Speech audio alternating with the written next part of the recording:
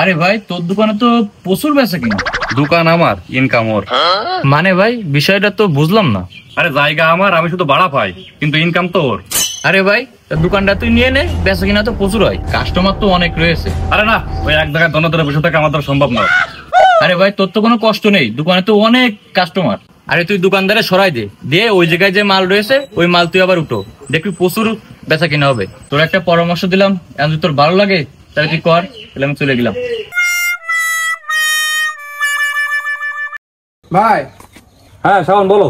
ভাই এই মাসের দোকান ভাড়াটা। শাওন শোনো, বলতেছি কি এই মাস পরে দোকানে ছেড়ে দিয়ে নে। কেন ভাই, আমার কি কোনো ভুল হয়েছে? দোকান ছাড়ে দিতে বলতেছেন? না, তোমার কোনো ভুল হয়নি, দোকান আমি সামনের সপ্তাহে আমি চালাবো, এই জন্য দোকান ছাড়তে বলতেছি। তা ভাই আপনি কি মুদিখানার দোকান দেবেন? হ্যাঁ, আমি মুদিখানার দোকান দেবো, এই জন্য সামনের মাসে দোকান ছেড়ে দিয়ে, ঠিক আছে? আচ্ছা ঠিক আছে। এই শাওন, শোন শোন শোন, কিরে তোর মন খারাপ কেন? কি হয়েছে? আর ভাই বলিস না, আমার যে মুদিখানার দোকানটা ছিল না, হ্যাঁ। মহাজন বলেছে সামনের মাসে ছেড়ে দিতি। কেন? কেন নেবে তা তো জানি না, সে বললো নিজেই মুদিখানার দোকান চালাবে। কয়দিন আগে যখন তোর সাথে কথা ছিল বললাম 3 বছরের জন্য চুক্তি করে নে, তুই তো আমার কথা শুনলি নে, বলি যে না করা লাগবে না। এখন বস কিরম লাগে? বন্ধু, তিল তিল করে আমি দোকানটা কত কষ্ট করে গুছাইলাম, আর এখন মহাজন বলতেছে দোকান নিয়ে নেবে। আগে কোনো কাস্টমার ছিল না, আমি যে কত কষ্ট করে গুছাইছি, মহাজন যদি এখন দোকানটা নিয়ে নেই তাহলে আমি সংসার কিভাবে চালাবানে বল? আচ্ছা ঠিক আছে, শোন, অত টেনশন নিস নে, কিছু একটা ব্যবস্থা অবশ্যই হয়ে যাবে না। এক প্যাকেট হুইল বাটার তো দিন। হ্যাঁ ভাই দিচ্ছি। ভাই সে দোকানটা সাউন্ড কই? ভাই ও তো দোকান ছেড়ে গেছে, এখন দোকান আমি চালাচ্ছি ভাই, দোকান আমার। থাক তাহলে ভাই।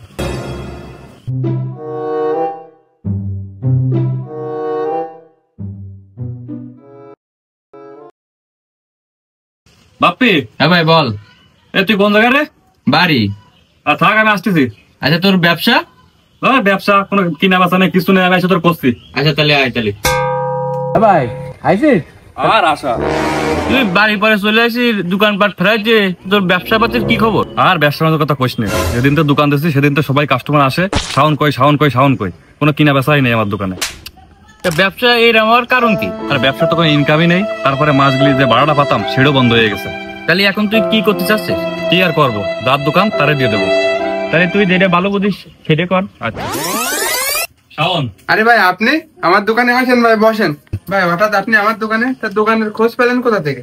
তোমার ভাই জুবার সাথে দেখা হয়েছিল, তো বললো তুমি নাকি দোকান দিছো, তাই এখানে আসলাম। হঠাৎ কি মনে করে আসলেন? আসলে তোমার কাছে আসার কারণ হচ্ছে, একটা ব্যবসা করতে গেলে বা দোকান চালাইতে গেলে প্রত্যেকটা মানুষের সাথে সুসম্পর্ক করা লাগে, যেটা তুমি করেছিলে আস্তে আস্তে। আমি বুঝতে পারছি, তাই আমি চাই তুমি দোকানটা আবার চালাও। ভাই সেটা তো আর সম্ভব না। কেন সম্ভব না? কেন ভাই কারণ হচ্ছে, এই শোন, সে বাড়ির সামনে একটা দোকান দিয়ে দে তুই, তোর তো কাস্টমার আছে, কোনো সমস্যা হবে না, কাস্টমার বেচা কিনা সব ঠিকঠাকই হবে। টাকা পয়সা কোনে পাবানে? টাকার চিন্তা তোর করতে হবে না, আমি তোরে একটা লোনের ব্যবস্থা করে দিচ্ছি, তুই প্রত্যেক মাসে ওই লোনের টাকা আস্তে আস্তে পরিশোধ করে দিস, ঠিক আছে? বন্ধু, আমার লোনের ব্যবস্থা করে দিতে পারলে আমি মনে করি আস্তে আস্তে শোধ করে দিতে পারবো না।